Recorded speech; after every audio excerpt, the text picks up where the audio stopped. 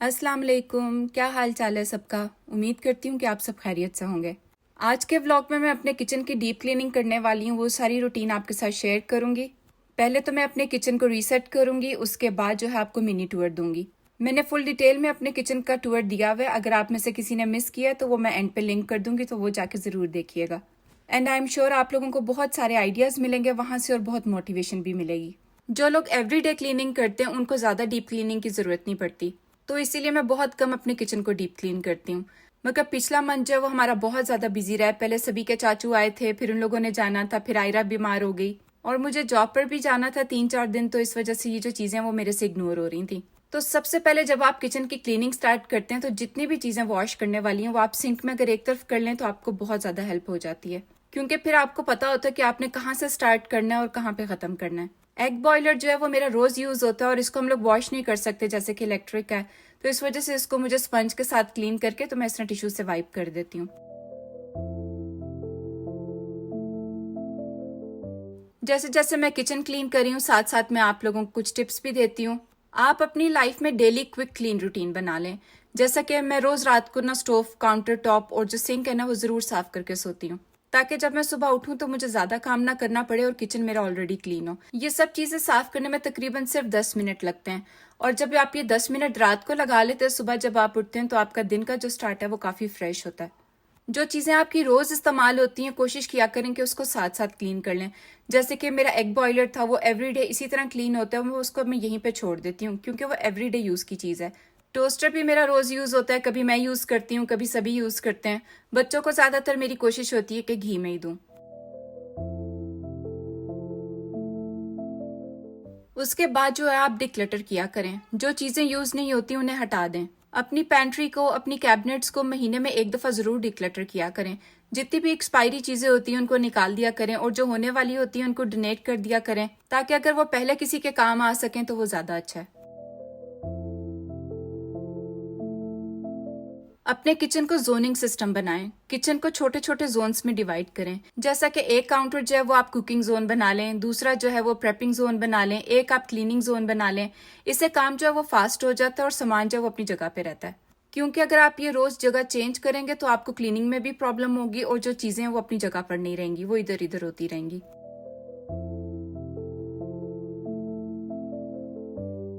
कोशिश करें कि अपनी हर चीज़ को लेबल करके रखें। मैं जार्स और कंटेनर्स पहले लेबल करके रखती थी, मगर अब जो है वो मैं थोड़ी थोड़ी देर के बाद जो है ना चीज़ें चेंज करती रहती हूँ, जिसकी वजह से अभी मैंने लेबलिंग नहीं की। क्योंकि जो स्पाइसेस होते हैं वो हमेशा एक जार में नहीं रहते। जैसे कि अगर कुछ ख़त्म हो गया है तो हम उसको रिप्लेस करके उस जार को यूज़ कर लेते हैं। मगर आपने अगर फिक्स रखा हुआ है तो कोशिश करें कि उसको आप लेबल कर लें। एक तो वो नीट लगता है और ऑर्गेनाइज लगता है, और जब आपने कोई चीज़ ढूंढनी होती है तो वो वक्त पे मिल जाती है, आपको ज़्यादा टाइम नहीं लगता।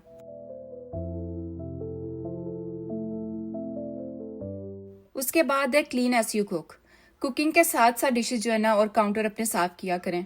जब खाने के साथ साथ ही हम लोग अपनी डिशेज साफ करते रहेंगे, काउंटर भी साफ करते रहेंगे, तो आखिर में हमारे लिए काम नहीं जमा होगा, क्योंकि साथ साथ हम लोगों ने क्लीन कर लिया होगा। और जब साथ साथ आप इस तरह करेंगे तो आप देखेंगे कि आपके मूड में भी कितना फर्क आता है। वीकली डीप क्लीन किया करें। हर वीकेंड एक एरिया चूज कर लिया करें डीप क्लीन के लिए। जैसे कभी फ्रिज हो गया, कभी ओवन हो गया, पैंट्री होगी। इस तरह के काम जो है ना वो साथ साथ अगर करते जाएं तो ज्यादा नहीं होते एंड पे। और जरूरी नहीं है कि ये सारे काम आपने एक ही दिन में करने हैं। एक वीकेंड पे आप पैंट्री कर लें, दूसरे वीकेंड पे आप अपना ओवन कर लें, उसके बाद आप अपना फ्रिज कर लें। और फ्रिज के लिए भी मैं आपको एक टिप दूंगी, अगर आप साथ साथ चीजें ऑर्गेनाइज करते रहेंगे तो आपका जो फ्रिज है वो कभी भी गंदा नहीं होगा।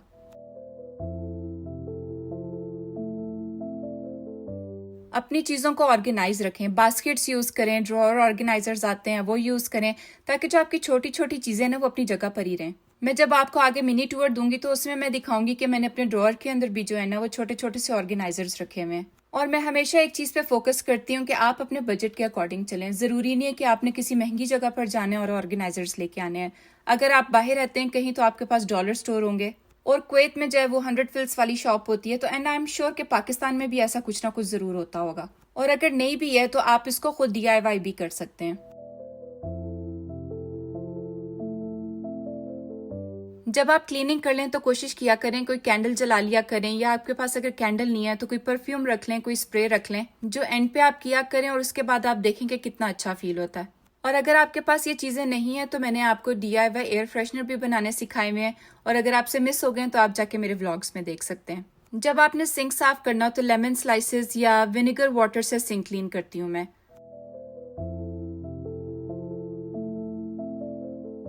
और अगर आप अपनी रूटीन में नाइट प्रेप शामिल कर लेंगे तो आप देखेंगे कितना ज़्यादा फर्क पड़ता है। रात को छोटे छोटे प्रेप काम कर लिया करें, जैसे कि आपने वेजिटेबल्स कट कर लिए हैं या नेक्स्ट डे के लिए ब्रेकफास्ट का सामान जो है वो रेडी करके रख दिया या एक साइड पे कर दिया, तो सुबह बहुत ईजी हो जाती है।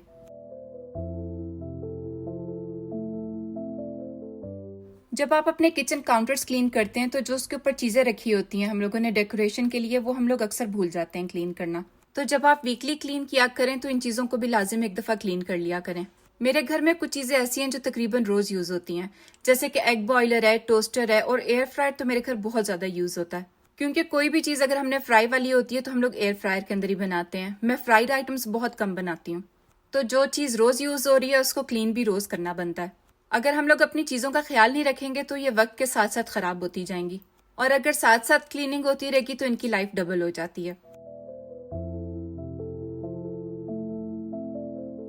ये जो स्प्रे आप देख रहे हैं ये मैं फर्स्ट टाइम यूज़ कर रही हूँ, पिंक स्टफ। मैं अक्सर इसको एड्स में देखती थी तो सोचती थी कि मैं भी कभी लेकर आऊंगी। इसमें एक स्प्रे थी और इसके साथ एक पेस्ट भी आती है।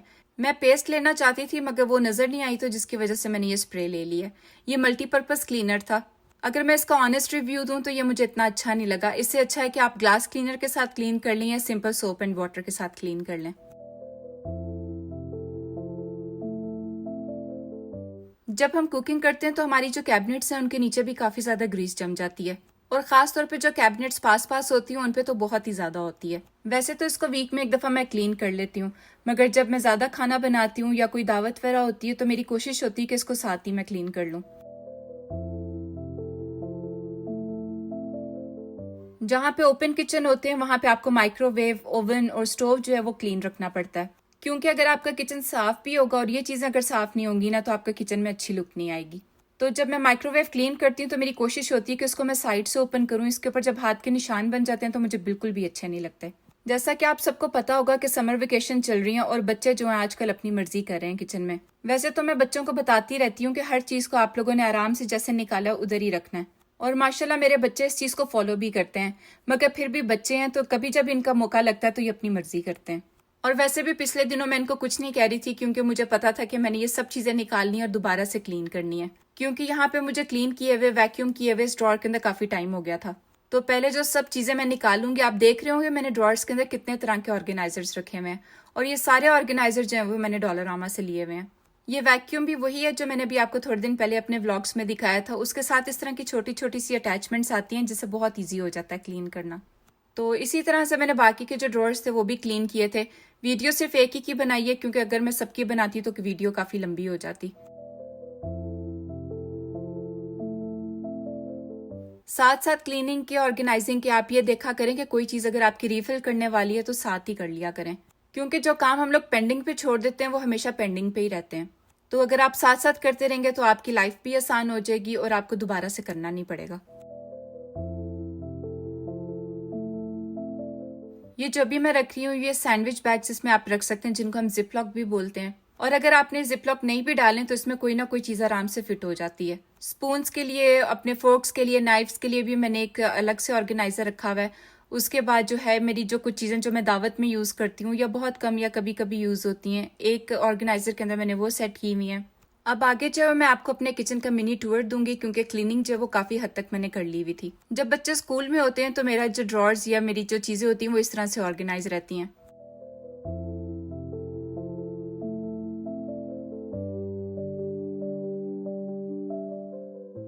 कैबिनेट्स में जो मैंने स्पाइस जार रखे हुए हैं मेरी कोशिश होती है कि एक तरह के ही रखूं, क्योंकि जब डिफरेंट टाइप्स के आप रखते हैं तो वो जगह भी अच्छी नहीं लगती, ऑर्गेनाइज नहीं लगती और क्लटर लगता है।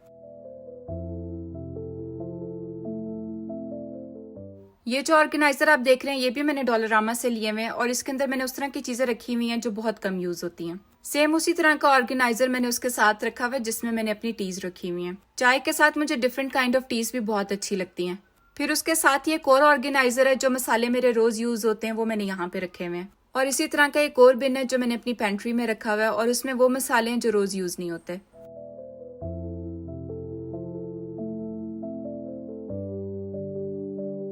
जिस ड्रॉर के अंदर मेरी कटलरी पड़ी हुई है उसके नीचे मैंने यहाँ पे ये चीजें रखी हुई हैं जो बहुत कम इस्तेमाल होती हैं। इसमें मैंने कुछ किचन टॉवल रखे हुए हैं और ये सेट आप देख रहे होंगे, ये मेरी मदर इन लॉ का उन्होंने मुझे गिफ्ट किया है।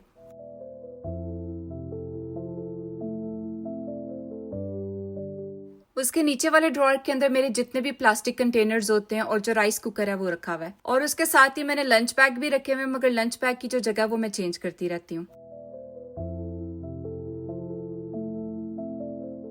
कैबिनेट्स में मैंने इस तरह से डिवाइड किया हुआ है कि एक शेल्फ के ऊपर मैंने सब ब्लैक एंड व्हाइट चीजें रखी हुई हैं, एक पे सिर्फ मैंने व्हाइट रखी हुई है, और जो इसके ऊपर वाला सेक्शन है उसमें मैंने वो चीजें रखी हुई हैं जो मैं दावत में यूज करती हूँ या बहुत कम इस्तेमाल होती हैं।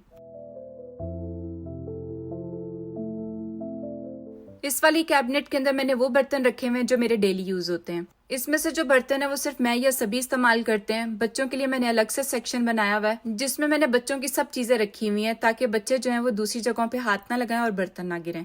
और ये जो टॉप शेल्फ आप देख रहे हैं बच्चों के लंच बॉक्स जो होते हैं वो मैं वहां पे रखती हूँ।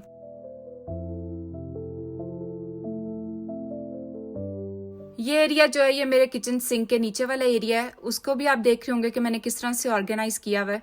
यहाँ पे मैंने एक रोटेटिंग शेल्फ रखी हुई है जिसके ऊपर मैंने जो केमिकल्स होते हैं जितने वो रखे हुए हैं। उसके साथ ही मैंने ऑर्गेनाइजर्स रखे हुए हैं जो मैंने विनर से लिए थे, और उसके ऊपर मैंने अपने गार्बेज बैग्स रखे हुए हैं, डिश वॉशिंग पॉट्स रखे हुए हैं और कुछ बॉटल्स रखी हुई हैं। और ये वाला जो सेक्शन कह रही थी ये मैंने बच्चों का बनाया हुआ है जहाँ पे प्लास्टिक की मैंने हर चीज रखी हुई है, और साथ ही मैंने अपना जो ड्राइंग मैट है वो भी इधर ही रखा होता है। इस सेक्शन में मैंने जितनी भी मेरी मशीनरी है वो सब रखी हुई है, जैसे मेरा इंस्टेंट पॉट है, मेरा चॉपर है, ब्लेंडर है, और जो चीजें मैं कुकिंग के लिए इस्तेमाल करती हूँ वो भी यहीं पे होती हैं। एक तरफ रखने का मकसद ये है कि ताकि मुझे याद रहे और पता रहे कि मैंने सब चीजें जो है पकाने वाली वो इधर रखी हुई हैं। एक दफा जब मैं आपको अपने क्लीन किचन का टूर देती हूँ, अभी मैंने कोई भी डेकोरेशन वाली चीज ऊपर नहीं रखी, सिर्फ काउंटर टॉप जो है वो मैंने क्लीन किए थे। अब आहिस्ता आहिस्ता जो चीजें वो मैं वापस उनकी जगह पे रखूंगी।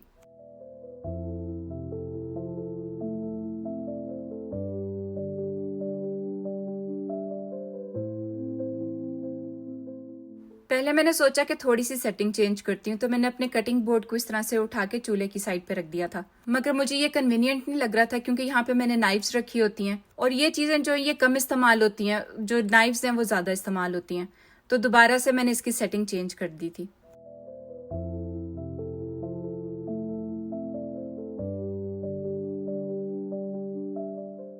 ये कॉर्नर जो है ये कॉफी कॉर्नर है, इस पे मैंने अपना टी पॉट रखा होता है, शुगर पॉट रखी होती है, और सेकंड शेल्फ पे जो मैंने एस्प्रेसो शॉट्स के लिए छोटे से कप रखे हुए हैं। एस्प्रेसो सिर्फ सभी लेते हैं तो इस वजह से एक कप इस्तेमाल होता है, जो बाकी के उसमें मैंने अपनी छोटी चीजें रखी होती हैं, जैसे मेरे घर की चाबियां होती हैं, और इनकी जगह मैं चेंज नहीं करती क्योंकि एक दफा मैंने रख दिया तो मुझे पता है कि अब मुझे यहीं से लेनी है।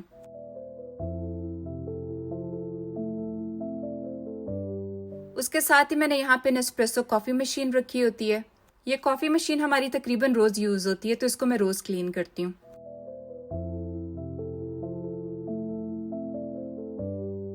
जब हम कॉफी बना लेते हैं तो इसके पॉट्स होते हैं वो पीछे एक बिन में इस तरह से जमा हो जाते हैं। कुछ दिन के बाद इस बिन को मैं एम्प्टी कर लेती हूँ और ये दोबारा से रिंस करके लगा देती हूँ। उसके साथ ही मैंने ये जो कप रखा हुआ है ये मैंने तीमू से लिया था, इसके अंदर मैंने सारे अपने कॉफी पॉट्स लगाए होते हैं।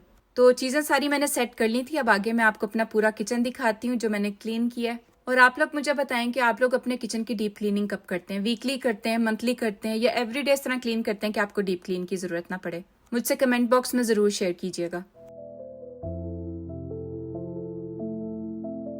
काफी टाइम लग गया था मुझे किचन साफ करते हुए, क्योंकि किचन एक ऐसी जगह है जहाँ पे आप चले जाओ तो काम खत्म नहीं होता। तो यहाँ पे मुझे 3 से 4 घंटे लग गए थे। अब काफी थक गई थी मैं, और एक कॉफी तो फिर बनती थी। बहुत कम कॉफी के फ्लेवर्स हैं जो मुझे अच्छे लगते हैं, तो यहाँ पे मैं अपने लिए हेजलनट फ्लेवर जो है कॉफी बना रही हूँ। कभी मैं ब्लैक ले लेती हूँ, कभी मिल्क के साथ लेती हूँ, मगर ज्यादातर मिल्क के साथ ही लेती हूँ।